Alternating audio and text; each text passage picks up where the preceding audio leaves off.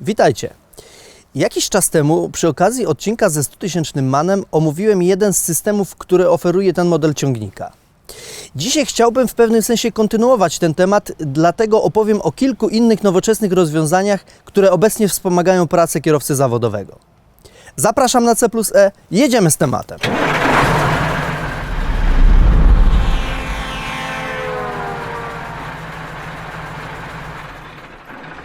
Systemy wspomagające pracę kierowcy, o których chcę opowiedzieć, opierają się na informacjach przesyłanych z czujnika radarowego oraz kamery. Czujnik radarowy znajduje się za osłoną zderzaka, a kamera o tutaj, za szybą. Warto wiedzieć, że aby oba systemy działały w 100% poprawnie, trzeba im to umożliwić. Dlatego radar nie może być oblepiony śniegiem albo lodem, a szyba przed kamerą musi być względnie czysta. Bez tego nie mamy pewności, że systemy będą właściwie funkcjonowały. Na pierwszy ogień idzie EBA, czyli wspomaganie hamowania awaryjnego. Warto wiedzieć, że jeśli system jest uruchomiony, to nie świeci się żadna kontrolka. Dopiero gdy go wyłączymy, to zapala się taki symbol. On oczywiście wyświetla się także w konfiguracji z innymi komunikatami, gdy wspomaganie hamowania wykryje przed nami przeszkodę i zaczyna działać. Ten system ma kilka stopni funkcjonowania, a każdy z nich ma związek z obliczeniem przez komputer prawdopodobieństwa wystąpienia kolizji. System działa w sytuacjach awaryjnych, więc ze względów bezpieczeństwa daruję sobie praktyczną demonstrację. Ale mam dla Was grafikę. Kiedy nie ma żadnej przeszkody przed nami, to system milczy. Gdy przeszkoda pojawi się, ale jest jeszcze daleko, powinniśmy usłyszeć sygnał dźwiękowy, a na desce zobaczyć wspomnianą przed chwilą kontrolkę. Wtedy też EBA rozpoczyna lekkie hamowanie i zapalają się oczywiście światła stop. Kiedy przeszkoda nadal się zbliża, a kierowca nie reaguje, EBA wzmacnia hamowanie. A jeśli niebezpieczeństwo kolizji jest nadal rozpoznawane przez system, to będzie on jeszcze mocniej hamował, w zasadzie aż do zatrzymania. No chyba że nagle przeszkoda zniknie. Wtedy hamulec zostanie odblokowany przez system i można dodawać gazu. Warto pamiętać, że EBA ma swoje ograniczenia. Nie zadziała poniżej 15 km na godzinę. Może też mieć problemy z rozpoznawaniem mniejszych obiektów na drodze, jak na przykład rowerzyści.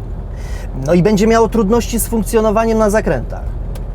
Ten system wspomaga, ale na pewno nie zastąpi wytężonej uwagi skupionego na pracy kierowcy. Innym, bardzo przydatnym w trasie systemem jest adaptacyjna regulacja prędkości jazdy. Ona przydaje się najbardziej na autostradzie. To taki tempomat z bonusem w postaci automatycznego dostosowania prędkości naszego pojazdu do prędkości pojazdu jadącego przed nami. Ten system samoczynnie reguluje także odstęp.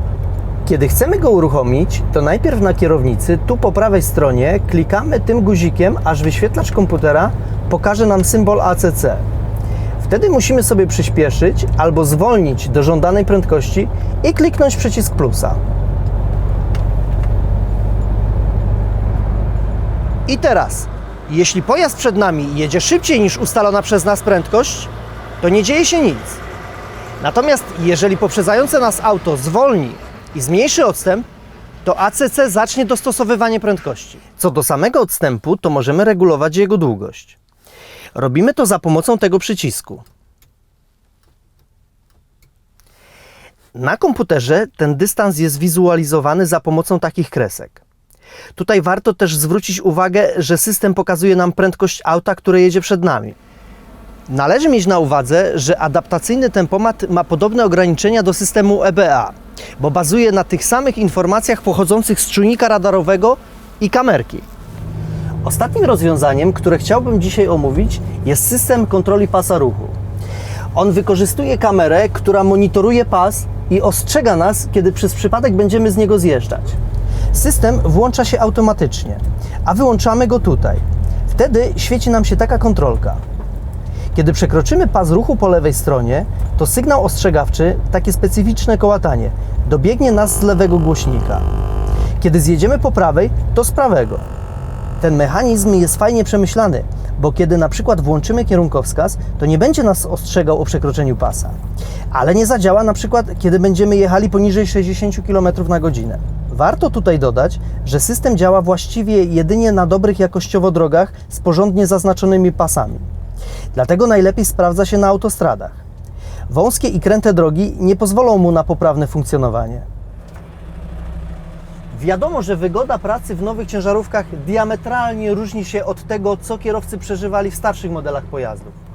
Jeśli wśród widzów kanału są kierowcy, którzy pamiętają jeszcze te stare samochody ciężarowe, zachęcam do dzielenia się w komentarzach doświadczeniami. Zbliża się okres mojej pauzy tygodniowej, zatem do zobaczenia w kolejną niedzielę.